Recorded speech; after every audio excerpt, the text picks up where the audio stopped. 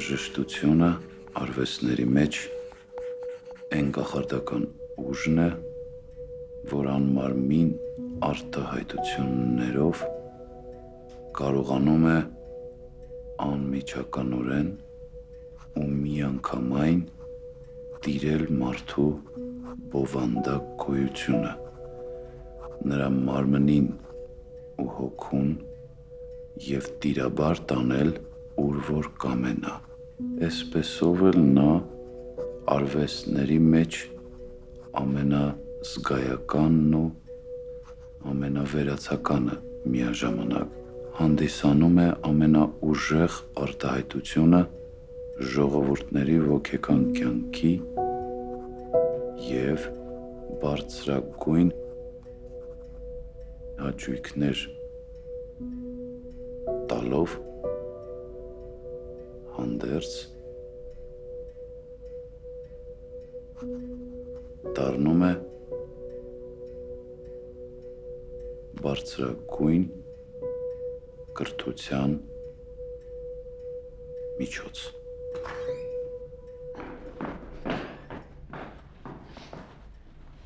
Ես քեզ պետք է ծանոթացնեմ Կոմիտասի հետ։ Անպայման կուղարկեմ ժողովածուն։ Իսկ ինչու չստեղծել օպերա։ Օրինակ Անուշը, շատ երգեցիկ է։ Անուշը։ Հենց Անուշը։ Իսկ դու ճանաչում ես Հայր Սուրբին։ Ցավոք ոչ անձնապես, բայց ես նրան կգրեմ։ Կխնդրեմ, որ կարդա բանաստեղծությունները ու հատկապես Անուշը։ Ու վստահություն ունեմ, որ կհավանի։ Միշտ երազել եմ լսել հայկական օպերա, այսինքն, որի թե երաժշտությունը և թե բովանդակությունը լինեն զուտ ժողովրդական։ Ես վստահ եմ, որ Կոմիտաս վարդապետի գրչի տակից դուրս կգա հրաշալի մի բան։ Գիտես, մի միտք հղացա։ Ես նրան անմիջապես կառաջարկեմ, որպեսզի ստեղծի օպերա քո Անուշի հիման վրա։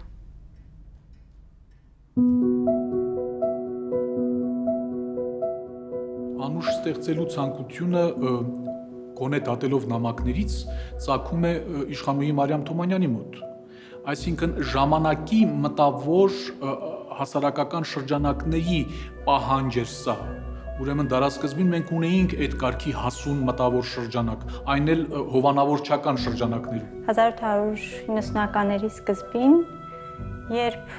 Հովհաննես Թումանյանը աշխատանքի անցավ հրատարակչական ընկերությունում, վարչության կազմում իշխանուհի Մարիամ Թումանյանն էր։ Այս հանդիպումը պիտի ճակատագրական դառնար առաջին հերթին Թումանյան պոետի կայացման։ Այն ոգևորությունը, որը ցուցաբերեց իշխանուհի Մարիամը Թումանյանի ստեղծագործություններին ծանոթանալիս, անսպասելի էր։ Փաստորեն Անուշի առիթով կարող ենք ասել պատճառ հանդիսացավ կամ պատճառներից մեկը հանդիսացավ, որ հայ իրականության երկու թևերում էլ մտավորական ամենաթանձր շերտավորումների մեջ սոսնձող գուցե նաև դեր խաղա, առանցքային դեր խաղա, երևաց այդ շրջանակի մեջ որպես ընդգծված անհատականություն։ Այդ հասարակության մեջ իսկապես ինտելեկտուալ կնոջ մեծ պակասի դաշտում Մարիամը առանձնացավ իր ակտիվ հասարակական գործունեությամբ, իր իմացության լայն շրջանակով և մտերմությունը այս ընտանիքի հետ առհասարակ Թումանյանի համար մի նոր աշխարհ բացեց։ 1903-ին տպագրված Հովհաննես Թումանյանի բանաստեղծություններ գիրքը նոր խոսքեր հայ գրականության մեջ։ Հիացմունքի և գոհության խոսքերը հույս էին տալիս, որ Մարիամ Թումանյանի ջանքերով տպագրված 1200 օրինակը կսպառվի։ Հենց այստեղ առաջին անգամ տպագրվեց Անուշի ավարտված տարբերակը։ Թումանյանը գնում էր հրատարակչություն, անընդհատ փոփոխություններ էր անում, իսկ դա դանդաղեցնում էր գրքի հրատարակման ընթացքը և մի պահ եկավ, որ նամակներից մեկում ուղղակի պիտի Մարիամը գրեր, որ այլևս այդ տողերի հեղինակային իրավունքը ձեզ չի պատկանում, հրատարակչին է պատկանում և ես այլևս չեմ ցանկանում, որ հերթական շտկումը լինի որևէ գործի վրա, այսինքն ինչ որ մի սահման, որպեսզի կարողանար ինքը այդ ամեն ինչը կազմակերպել տպագրական ընթացքը հեշտ չէր, դյուրին չէր, դրանց համար ստեղծվում էին տառեր, տպարանը ինքը լուրջ խնդրի առաջ էր կանգնված, իսկ Թումանյանը, որը ոչ տարածքային, ոչ ժամանակային այդպիսի զգացումներ չուներ, ուղղակի անդադ հղկում էր իր ստեղծագործությունների ընթացքը եւ պատահական չէ, որ շատ ստեղծագործություններ Թումանյանի նույն Լորեցի Սակոն պոեմը ուղղակիորեն այս ժողովածուում չներառվեց։ 1902 թվականի Աբբաս Թումանի անշունը դարձավ Թումանյանի երկերի այս ժողովածուի համար կարևոր նախապատրաստական մի շրջան։ Իշխանուհի Մարիամն անում էր ամեն բան, որպեսզի թեթևացնի Թումանյանի տնտեսական վիճակը, եւ որ նա իր հերթին կարողանա հոգ տանել իր օր-օրի վատթարացող առողջության մասին։ Սակայն նրանց հարաբերությունը վաղուց արդեն լոկ համակիրների բարեկամություն չէր։ Այդ յուրօրինակ հոգեկան կապը ամեն վայրկյան կարող էր դուրս հորդալ, պորտկալ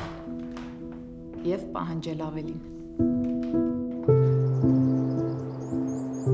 Գուցե ժամանակ առ ժամանակ նամակներում մենք կարող ենք նկատել փոքրիկ հուշումներ այն մեծ համակրանքի, որ ծնունդ էր առնում երկուսի միջև, բայց այս էջը մի փոքր ավելի պիտի բացեր շատ ավելի ուշ տարիներ հետո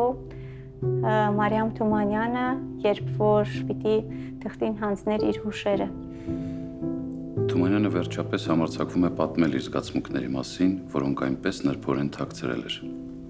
Մարիամի համար դա մեծ անակնկալ էր։ Նրա փայլուն աչքերը թափանցեցին իմ սրտի խորքերը։ Նա մեկնեց իր ձեռքը դեպի ինձ ու կարծես քողն ընկավ իմ աչքերից։ Մի րոպեում ես հասկացա ամեն բան։ Իսկույն վեր թռա տեղիցս, բայց գլուխս պտտվեց ու վայր պիտի ընկնեի,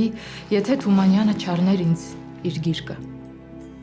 Աչքերս փակվեցին ու ես չէի տեսնում Թումանյանի դեմքի արտահայտությունը, միայն լսում էի նրա սրտի բաբախումը։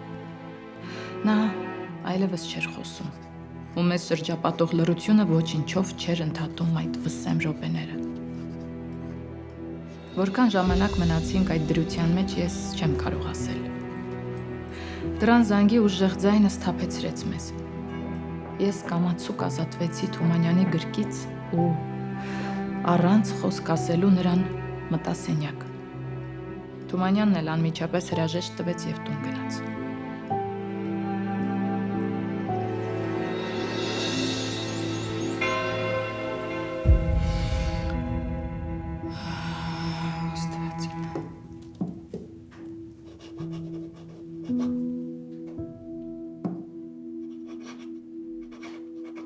Այդ գիշեր ինձ թվում էր կրակի մեջ այրվում եմ։ Ես սկսեցի մեկ-մեկ հիշել մի քանի դեպք, որոնք ինձ անհասկանալի էին թվում իրենց ժամանակ։ Իսկ Թումանյանի խոստովանությունից հետո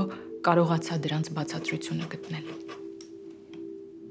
Անկեղծ եմ ասում, որ երբեք մտքովս անգամ չէր անցնում, որ Թումանյանը կարող էր սիրահարված լինել ինձ։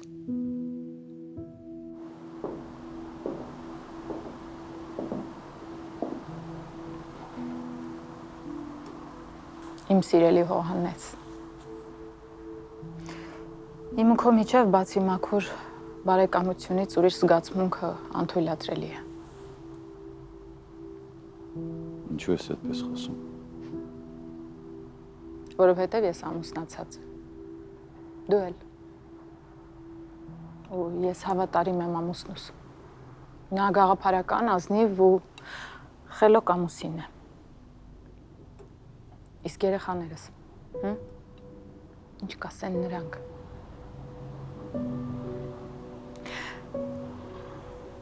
Իմ քնքուշ ու հարազատ բարեկամ, ես քո երջանկության համար պատրաստ եմ շատ զոհաբերությունների, բայց այս մեկը միայն իմ զոհողությունը չի։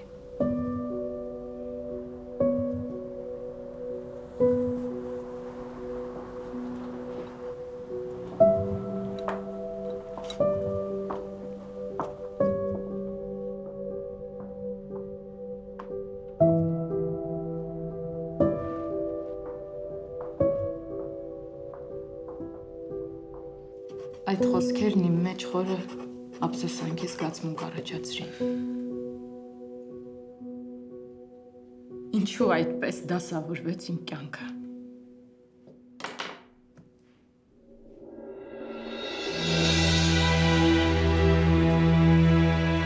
Ինչ-որ մի բան բեկվել ու կորստի էր տրվել անվերադարձ։ Արգասավոր Աբբաս Թումանի աշունից հետո Թումանյանը մի քանի տարի ոչինչ չգրեց։ Բայց հենց իշխանուհի Մարիամ Թումանյանը դեռևս իրեն անձնապես անծանոթ Կոմիտասին ուղարկեց բանաստեղծությունների գրքի մեկ հատոր եւ խնդրեց, որպեսզի Կոմիտասը գրի Անուշ պոեմի հիման վրա օպերա։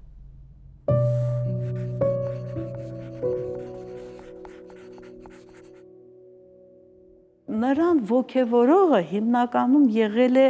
իշխանուհի Մարիամ Թումանյանը, որը այսպես աներկբա հավատում էր Կոմիտասի շնորհքին, հանճարին, եւ Կոմիտասը մեծ ոգևորությամբ է լծվել այդ աշխատանքին։ Անուշը շատ անուշ է, ես պիտի արագ պատասխանեմ, հենց հիմա կգրեմ իշխանուհուն։ Անուշն այնքան բանաստեղծական է, որ կարծես որոշ հատվածների երաժշտությունը հենց ինքն է գրել, ուրեմն Հովհաննեսն էլ երաժշտական հոգի ունի։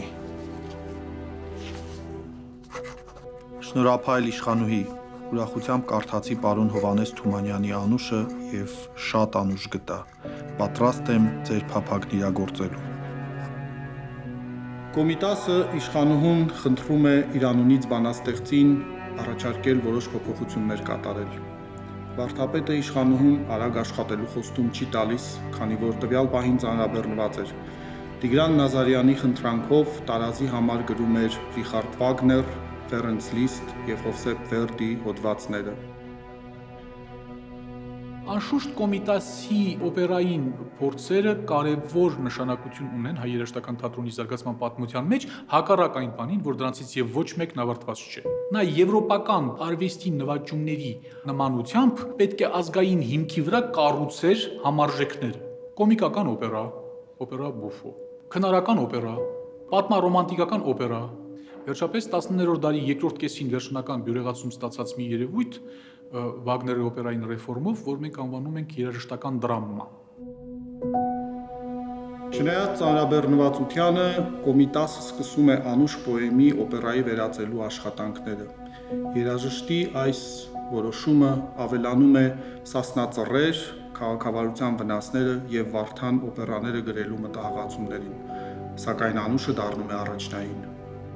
Անուշը նախագծերի մեջ նաև առանձնանում է այն բանով, որ ժամանակակիցներն ավելի շատ են հիշում դրա մասին, որ դրա մասին Կոմիտասն ավելի շատ է խոսել, ավելի շատ ցուցումներ է թողել, հիշատակություններ է թողել։ Կոմիտաս վարդապետը պատասխանել է եւ շատ ոգևորված է։ Տես թե ինչ է գրում։ Խնդրեցեք իմ կողմից պարոն բանաստեղծին կարճե ծերուկի խոսքերը 313-114 լրացնե հալալ է տղին 315 վեր կանանց կոծը պակաս է գրում է նա 120 կարող է օգտվել վերջին ազգագրական հանդեսից նոր գրել Սարերի ոգիների ջրերի ալքերի երգը, որը գրավում է Անուշին եւ ջուրն ընկնում։ Միայն 3 տուն լինի, վերջին տունն արդեն կա վուշ-վուշը։ Իմ սիրած մասերն է նշել։ Լրացնելուց հետո արտագրե ինքը եւ ինձ ուղարկե, եթե երաժշտության բարձրաձայնության համար փոխելու բառեր լինեն, նշանակեմ։ Յուրաքանչյուր դերակատարի անունը նշանակե իր երգելիքից առաջ, տողասկզբին։ Որքան կարելի է խույս տալ թուրքերեն բառերից,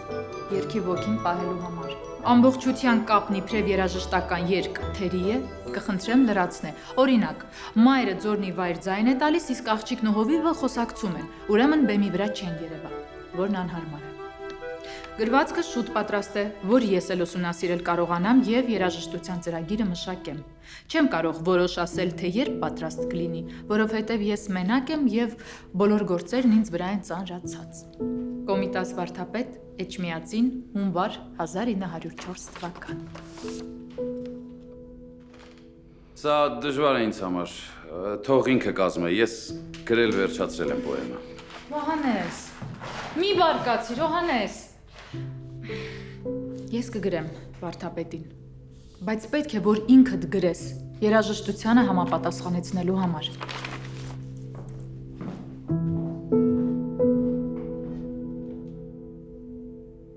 Կոմիտասի առաջարկները Թումանյանին, որպեսզի նա վերամշակի տեքստը եւ հարմարեցնի երաժշտությանը, ապարդյուն էին։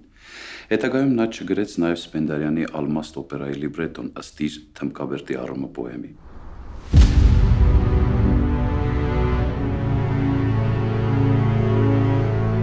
Օպերայի լիբրետո գրելը դա հատուկ մի մասնագիտություն է,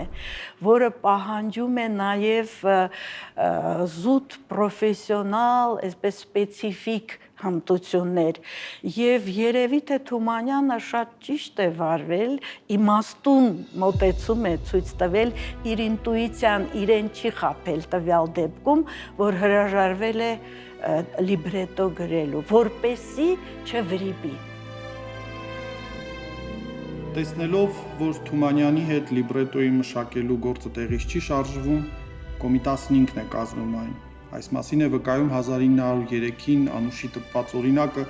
որի լուսանցքներում եւ ազատ տեղերում Կոմիտասը համապատասխան նշումներով ուրվագծում է օպերայի Սևագիր թատերատետրը։ Օպերայի հիմնական աշխատանքները կատարվում են 1904 թվականին։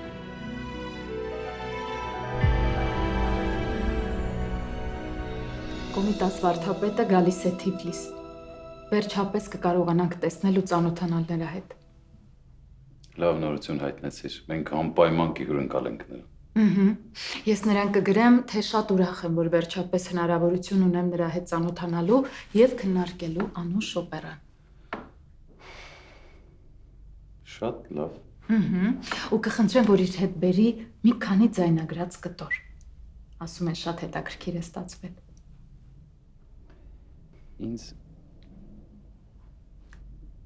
Ինձ հիացնում է քո ոգևորվածությունը։ Եվ ընդհանրապես դու։ Երբ 1905 թվականին Թումանյանի տանը հանդիպում են, ուղղակիորեն Կոմիտասի նամակների ջերմությունը հորդում է։ Ցավոք սրտի Թումանյանի գրած նամակները Կոմիտասին չեն պահպանվել, բայց այն մտերմության շերտը, որ մենք տեսնում ենք Կոմիտասի նամակներում, վստահաբար տալիս է մեզ հնարավորությունը խոսելու, որ նրանք ուղղակիորեն վաղուց իրար հոգով ճանաչած մարդիկ են եղել, որ ուղղակի գտել են իրար։ 1905 թվականի մարտի 31-ին Էջմիածնի Գևորգյան ճեմարանի 60 հոգուց բաղկացած քարաձայն երգչախումբը Կոմիտաս վարդապետի ղեկավարությամբ մեկնում է Թիֆլիս համերգների։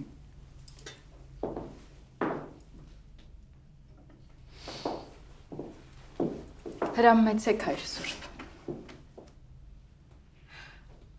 Որքան գեղեցիկ էր հնչում։ Բավական բան եք գրել։ Շնորհակալ եմ իշխանուհի։ Ես հիացած եմ։ Եթե Կոմիտասի մշակման ընթացքում ինչ-որ կտորներ ամեն դեպքում ներկայացվել է եւ Թումանյանը շատ ոգևորված է եղել այդ կտորներով, գնահատականի առումով չափազանց լուռ է Տիգրանյանական Անուշի դեպքում Թումանյանը։ Նա հրավեր է ստացել Տիգրանյան քույր եւ եղբայրներից, որպեսզի ներկա լինի Ալեքսանդրապոլում, ցավոք նա վատառողջության պատճառով ներկա չի եղել։ Կարող էր անշուշտ նամակներ հղել եւ այդ նամակներում մենք կտեսնեինք վերաբերմունքը, բայց այստեղ լռություն կա, անբացատրելի լռություն։ Վերջապես նրանք ասորնությամբ են հանդիպել, երբ երկուսն էլ արարվելով այդ թվին։ Հայր Սուրբ ջան, ասել կուզի, եկել ես մեր Թիֆլիս քո երգերով գրավես, չէ՞։ Ճիշտ ես արել, վաղուց էր պետք։ Այդպես մի չար միտք ունեմ։ Հիանալի միտք, հիանալի միտք։ Համա, գիտես չէ, մեր հարուստ մեծատները համարյա օտարացել են, ռուսացել։ Վաճառական խավն էլ հետևում է նրանց։ Ուզում են սիրամարգի պես նազանքով ջեմել, բայց դե չգիտեն, որ ագրավը չի կարող սիրամարգի խելք ունենալ։ Մնում են արեստավորները։ Այդ մարդիկ էլ օր ու գիշեր աշխատում են, ջան են մաշում մի պատար հացի համար։ Էլ ոչ ժամանակ կա, ոչ սիրտ կա երգելու, նվագելու, մանավանդ գրականության։ Իմ ընթերցողը հիմնականում աշակերտներն են։ Մեկ էլ գյուղերի տված ինտելիգենցիան։ Գիտեմ, որ այսպես ասած բուրժուաները, հայ բուրժուաները, հայրենասիրաբար հայերեն գրքեր են գնում, բայց ոնց որ չինացին չի կարդում այդ գրքերը, այնպես էլ իրենք։ Ես իրազեկ եմ այդ տխուր երևույթին, բայց երաժշտությունը որպես համաշխարհային արվեստ ավելի բախտավոր է։ Երաժշտություն առավել եւս երգ լսելու համար անպայման հարկավոր չէ իմանալ այն լեզուն, որով գրված է այդ երգը։ Ճաշակով հորինված, վարպետորեն կատարված երգի ազդեցությունը լսողի վրա մեծ է, երբեմն ուժեղ, եթե իհարկե մարդ զուրկ չէ լսողությունից եւ առհասարակ զգացվելու հույզից։ Այո, բայց մեր այսպես կոչված բարձր խավի լսողները ժողովրդական երգին քմծիծաղով են վերաբերվում ու առանց ամաչելու ասում, որ նրանից աթարի հոտ է գալիս։ Ավելի վատ այդպես ասողների համար ժողովրդական երգից եկող հոտը մեր հայոց լեռնաշխարհի ծաղիկների բույրն է։ Նրանից ուրիշ հոտ առնողն ինքն է հոտած, նման են պիպու կոչվող թռչունին, որ շուտ-շուտ բույնը փոխում է կարծելով թե հոտած է, այնինչ հոտածն ինքն է։ Ինչ լավ համեմատություն արեցիր, հա։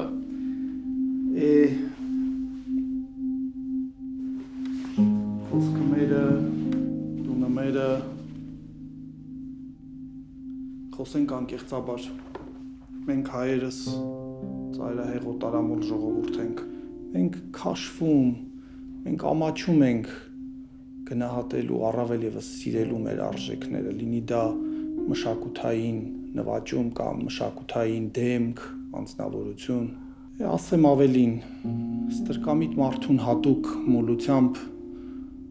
մերը փնտրելով մենք հաճախ փքեցնում, ուռեցնում ենք ուրիշինը, երբեմն նաեւ մերը, բայց ոչ այնինչ իրապես արժեքավոր է։ Այդ էլ ճիշտ դիտողություն է, Հայր Սուրբ, բայց ցեղային հատկանիշ չէ։ Դա հետևանքն է այն բանի, որ կորցնելով քաղաքական անկախությունը մենք դարեր շարունակ ապրել ենք օտարների դաժան լծի տակ։ Մեր ֆիզիկական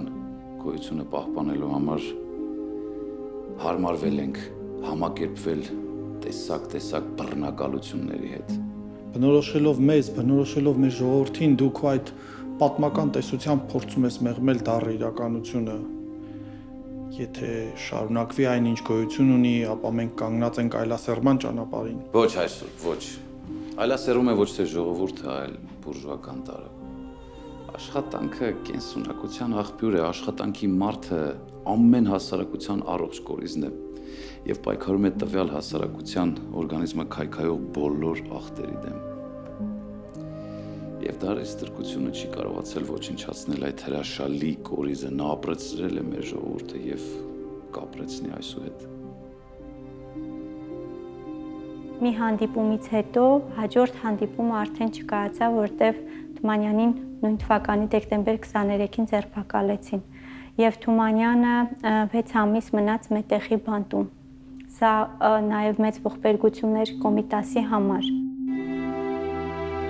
Թեև օպերայի հիմնական աշխատանքները Կոմիտասը կատարել է 1904-ին, բայց մինչև 1910-ը աշխատել է օպերայի վրա։ 1905 թվականին Թումանյանն այցելում է Էջմիածին, հանդիպում Կոմիտաս վարդապետին եւ նրան նվիրում իր լուսանկարը Կոմիտաս Հայր Սուրբին իր բարեկամը Հովհաննես Թումանյան մակագրությամբ։ Այստեղ հավանաբար Կոմիտասը Թումանյանին ներկայացրել է իր ատարած աշխատանքը, նրա համար երգել Աղջյան Աստված, ասում են ուռին, բարձր սարեր երգերը, սակայն աշխատանքները դադարում են եւ նրանք այլևս չեն հանդիպում։ Ախպեր, վաղուց է սկսել եմ եւ բավական բան գրել քո անուշից, բայց դեռ պակասավոր բաներ շատ կան, որպեսզի մի ամբողջություն դառնա։ Այս գիրս առնելուն պես գրիչդ կառնես եւ ինձ մի դրական բան կգրես։ Այս ամառվան արձակուրդներին պետք է զբաղվեմ առավելապես անուշով։ Գրիր, թե երբ կարող ես մի քանի օրով ինձ մոտ հյուր գալ եւ այստեղ միասին վերջացնենք եւ ես հանգիստ շարունակեմ։ Ամեն անգամ, երբ տրամադրությունը ստեղն է, ձեռքերս թուլանում են, որտեվ երգի հարմարեցված չեն դեռ բաներ եւ պակասներ էլ կան։ Նամակներից պարզ է դառնում հայ իրականության մեջ երկու հսկայի, ջերմ, ընկերական փոխհարաբերության մասին, անչափ մտերիմ, որ միմյանց կարող էին, ասենք, ընկերավարի դիմել կրճատ անունով, կատակներ անել։ Սիրելի Հովանես, Էջմիածին չեկար, մոծակից վախեցար։ Այդ պիծի մոծակն ինչ է, որ մարդս նորանեն վախենա։ Ես քեզ այնպիսի տեղ տայի, որ մոծակ չէ, մոծակի աղբերն իր ճտերով չէր կարող մուտք գործել։ Բան չունեմ ասելու։ Ուզում ես Դիլիջան, բարի։ Դաշնամուրի մասին հոգ մի անիր, իմ գալու կամ քո գալուտ նպատակն է լինելու միայն եւ այդ բառերը։ Բանաստեղծությունը լրացնել դերակատարներով եւ երգերով, մի խոսքով կազմել լիբրետոն։ Իսկ մյուս բաները, երաժշտականը, կկազմեմ ես Էջմիածնում, ուր իմ սենյակում հարկավոր հարմարություններ էլ կան ինձ համար։ Շատ դժվար է երաժշտության մասին գրով խոսել, բացատրվելը։ Ես որոշել եմ այս ամառ անցնել Էջմիածնում, բայց մի 10 օրով կգամ Դիլիջան, մինչև անուշը լրացնենք։ 1910-ին Կոմիտաս վարդապետը տեղափոխվում է Կոստանդնուպոլիս եւ այլևս չի հանդիպում Հովհաննես Թումանյանին։ Դրանով իսկ իդերև եղավ համատեղ աշխատելու հնարավորությունը։ 1912 թվականին Թումանյանը Պետերբուրգում տեղ ունեցած երկարատև դատավարությունից հետո անմեղ ճանաչվեց եւ Թումանյանը Թիֆլիս վերադարձավ ուշ աշնանը։ Դա գրեթե այն շրջանն էր, երբ Կոմիտասը արդեն Պոլսում ստեղծել էր իր երգչախումբը 11 թվականից արդեն եւ 13 թվականի նամակը Թումանյանին գրած արդեն նա խոսում է, որ իր գործունեության ամբողջ շերտը փաստորեն տեղափոխվել է Պոլիս եւ այսուհետ իր գործունեությունը այնտեղ է ծավալել։ Նախ ինքը միայնակ կատարում էր մի հսկայական եւ բազմապրոֆիլ երաժշտական հաստատության աշխատանք։ Այդտեղ եւ հավաքչական, եւ գիտական գործներ, եւ երգչախմբերի հետ աշխատանքներ, ուր որ մեկնում էր երգչախմբեր էր կազմում, պարզ է, որ այդ համերգային գործունեությունը նրանից հսկայական ուժեր եւ ժամանակ է խլել, բայց դրա շնորհիվ մեր երգը տարածվել է ամբողջ Եվրոպայում։ Ցավոք Կոմիտասի անուշ օպերան մնաց անավարտ։ Իհարկե գրվեցին որոշ առանձին երգեր ու խմբերքեր, այդ թվում Փերիների երգը, Եկեք քույրեր խմբերքը, Վուշվուշ անուշ խմբերքը, Սարոյի խոստովանությունը, Աղջի անաստվածը, որի մեղեդու համար հիմք է ծառայել քրդական լուր-դալուրի հովական սրենգի այն եղանակը, որը Էջմիածնում Կոմիտասի համար ջութակով նվագել է Վրդանես Փափազյանը, եւ Կոմիտասը տեղն ու տեղը գրի էր առել այդ մեղեդին։ Ապա գրվել էր նաև Անուշի երգը, ասում են ուռին, Սարոյի ախ Անուշ Անուշը, Անուշի մենախոսությունը, ասում են մի օր, իր կենտրոնական հատվածով, Աղջիկ բախտավոր երգը, Համբարձում յայլա կրկներքով, Սարոյի երրորդ երգը, Բարձր սարերը, Քաղվորի, Սիրուն աղջիկը։ Ինչևէ, ցավոք կոմպոզիտորը չհասցրեց ավարտել օպերան։ Բավականին ծավալուն սրանք մեր երգեր են, բայց շատ գեղեցիկ մեղեդիներ են։ Սրանք չեն զիջում Կոմիտասյան լավագույն էջերին։ Անուշով նա ցույց է տալիս, թե ինչ հզոր պոտենցիալ ունի եւ ինչպես կարող է օրիգինալ մեղեդիներ իր գրչի տակից դուրս գալ։ Կոմիտասյան Անուշի պահպանված հատվածների ուսումնասիրության գործում մեծ է Ռոբերտ Աթայանի ներդրումը։ Ձեռնարկելով օպերայի երաժշտական նյութի ուսումնասիրությունը, Աթայանը կազմակերպում է դրանց համերգային կատարում նախ հեռուստատեսությամբ, ապա Թումանյանի տուն-թանգարանում բանաստեղծի մահվան 50-ամյակի օրը հրավիրված գիտաժողովի շրջանակներում։ 1973 թվականի մարտի 23-ին Թումանյանի հարկից ներս առաջին անգամ հնչում են Կոմիտասյան, Անուշի եւ Սարոյի մեներքերը եւ որոշ խմբերքեր։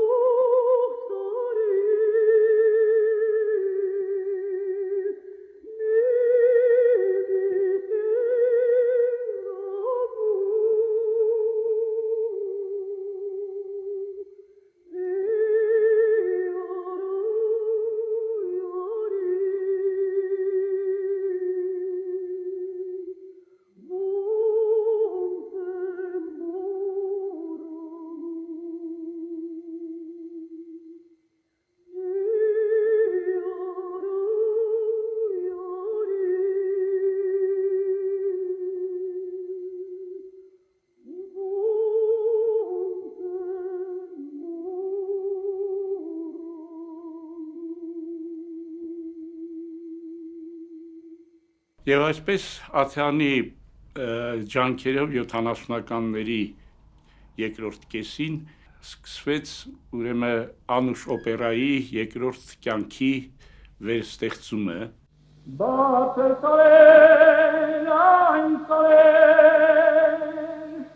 դեն եմ տալիս վայն սարեր, դուք եմ ինքեզ եմ տվեք, իմ դարդերին թայ սարեր, որ սեմ բութեն ձեզ արանց, ձեզ օրերին ձեզ արանց, ուզեմ կորչեմ անյուման, ես աշխարհից ձեզ արանց, կորչեմ բեզալ դադարգում, քարքարեցար դադարգում, մերնեմ պրսնեմ էսորի, բակի արնեմ դաթարքում,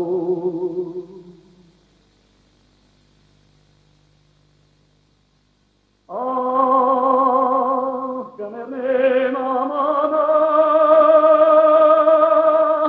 վայ թե հանկարծ իմանամ, ես ազատվեմ ես թավից, աչքերոն ամենա։ Օպերայի անավարտության պատճառները շատ են, սակայն հիմնականում Կոմիտասի գերծանրաբեռնվածությունն էր։ Մի կողմից Էջմիածնի Գևորգյան ճեմարանի դասերը, Մայր Աթոռի երգեցիկ խմբի ղեկավարումը, միջազգային երաժշտական ընկերության գիտական ժողովածուի համար ուսումնասիրությունները, դասագրքերի պատրաստումը, Մանուկ Աբեղյանի հետ ժողովրդական երգերի բառերի խմբագրումը եւ մյուս կողմից երաժշտական գործիքներ չունենալու հանգամանքը։ Աթայանն ասում է Անուշի ավարտին խանգարող հանգամանքներից մեկն էլ գուցե բեմականացման պղտոր հեռանկարներ։ Այո, ինչով պիտի բեմականացներ։ Այդ որ նվագան խումբներ, որով նա պիտի աշխատեր։ Չկային այդ իրականության մեջ այդ բաները։ Եվ այս մարդը ստեղծագործում էր հոգևոր վանական միջավայրում։ Տեսեք ինչ է, մենք մեր կոմպոզիտորական հանճարը մեծացրել ենք վանական միջավայրում։ Սա տրամաբանական է մեր մշակույթի համար, որովհետև մեր մի ամբողջ միջնադարյան փառահեղ մշակույթը վանական մշակույթ է, բայց միևնույն ժամանակ արտառոց է եվրոպական պրոֆեսիոնալ կոմպոզիտորական արվեստի համար։ Այնտեղ կան երևույթներ, որ հետո հարեցին հոգևորականության, Գումրոն հոգևորականությանը հարեց, Լիստը ընդունեց հոգևոր կարգ բան, բայց դրանք բոլորովին ուրիշ բաներ են, սրանք աշխարհիկ մեծ անուն, մեծ կոմպոզիտոր դարձած վիճակից հետո շրջադարձ կատարեցին դեպի, իսկ մենք կոմպոզիտոր ենք դաստիարակում հոգևոր միջավայրում։ Սա անշուշտ պիտի խնդիրներ առաջացներ եւ առաջացրեց, բայց փառք ու պատիվ եւ այդ վանական միջավայրին եւ այդ անհատականությանը, որ կարողացան դա իրականացնել մեր ազգային հիմքի վրա։ Վերջին հաշվով կարողացան։ Միջնադարը բերեց եւ հարցրեց մեզ։ Մենք դարձանք մի չտեսնված հարուստ ազգ։ Մենք Թումանյանին սովորական վերաբերվում ենք որպես լորեցի մի նահապետի, բայց այդ լորեցի նահապետը 20-րդ դարի գրական ամենանորարարական իրողություններն էր բերում հայ իրականություն։ 20-րդ դարի ավանգարդիստական մի շարք շերտավորումներ Թումանյանի մոտ երևում են եւ շատ ցայտուն են երևում եւ կանխում են նույնիսկ հսկա անունների 20-րդ դարում երևացած։ Բացարձակապես նույն բանն է Կոմիտասը։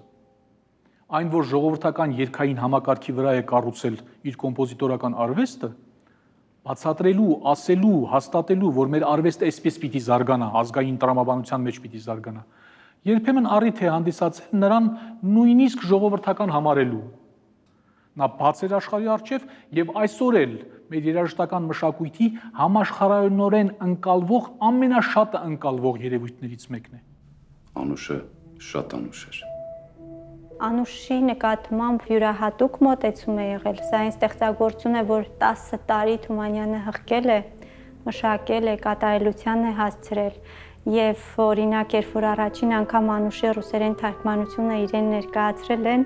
կարդացել է, հետո ասել է լավ է, բայց Անուշս մի քիչ շեք է դուրս եկել։ Անուշը շատ անուշ էր։ Թումանյանի Անուշ պոեմի հմայքը նախ եւ առաջ կարծիքով նրա ժողովրդական ոգու մեջ է։ Կարելի է բնորոշել որպես հայկական Ռոմեո եւ Ջուլիետի պատմություն, մի հավերժական սյուժե, որը շատ տարբեր մշակույթներում մշտապես գոյություն ունի։ Թումանյանը ասում են կյանքի վերջին ասել է այդ հեվոտքի կկանգնեմ, տեսեք ինչեր կստեղծեմ, ինչեւ իմ ինչ ստեղծել եմ, ծերած եմ գրել եւ։ Կոմիտասն էլ այդպես մեծ հնարավորություններ չի ունեցել զբաղվելու հենց նրանով, ինչով կուզենար զբաղվելու։ Վերջին հաշվով այնինչ ստեղծել է, եթե չասենք ձեռած ստեղծած, ինչպես Թումանյանը կձևակերպեր, այդուհանդերձ դրվագ ստեղծված, ժամանակ առ ժամանակ դրանց հնարավորություն է ունեցել անդրադառնալու կամ ստեղծելու։ Նույն Անուշի պատմությունը դրա մասին է վկայում։ Ահա այսպիսինն էր բացառիկ տաղանդի, անսպասելի զգացողությունների եւ ավերժ երազողների մասին պատմությունը։ Ժամանակի ու տարածության մեջ հավերժ թևածող երգի, կիսած սիրո եւ անավարտ օպերայի մասին։ Անուշը շատ անուշ էր։